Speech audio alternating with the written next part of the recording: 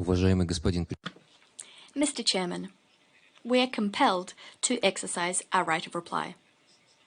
It came as no surprise to us that a series of delegations used this event, which was convened to pool international efforts for other purposes.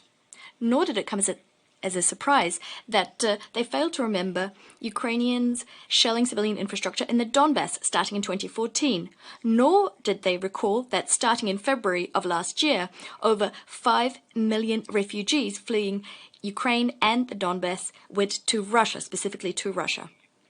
On top of all this, over 1 million people living in the Donbass moved to the Russian Federation in the years 2014-2015.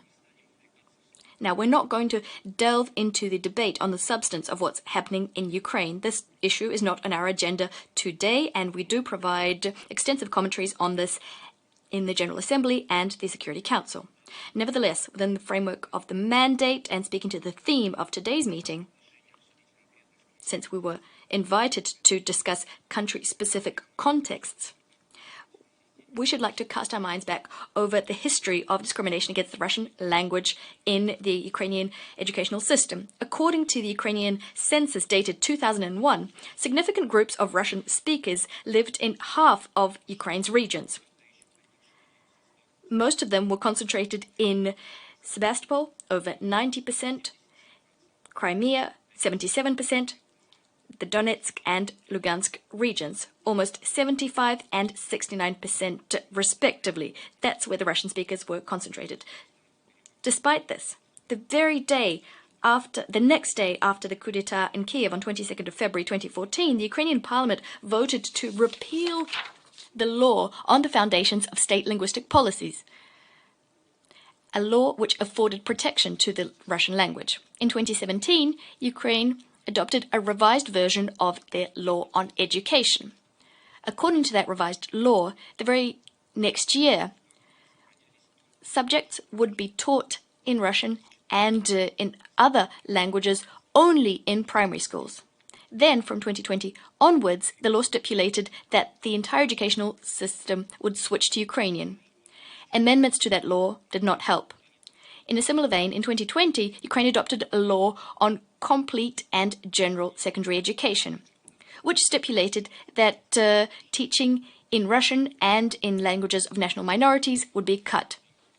And it's worth noting that Russian speakers specifically faced the most discrimination vis-à-vis other linguistic groups. They had to do at least 80% of their education in Ukrainian.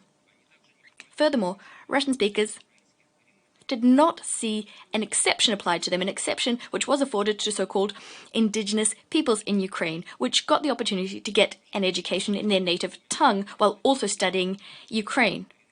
You see, Russians have been living in what is today Ukraine for hundreds of years, and yet they were not included in the definition of indigenous peoples in Ukrainian legislation, and all of this occurred against the backdrop of ongoing societal demand for education in Russian.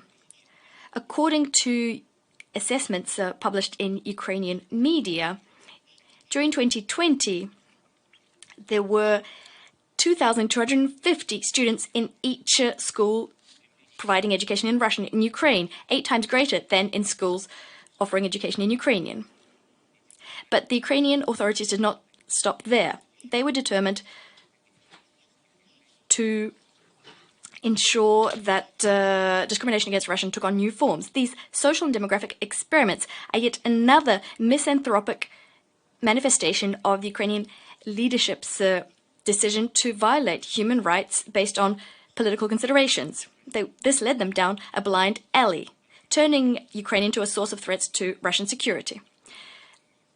For comparison, after Crimea and Russia were reunited, Ukrainian and the Crimean Tatar languages, just like Russian, were recognized as state languages on the peninsula. They are being studied by tens of thousands of school children in various formats, as a main subject, in depth, as an option, and outside school hours. Thank you.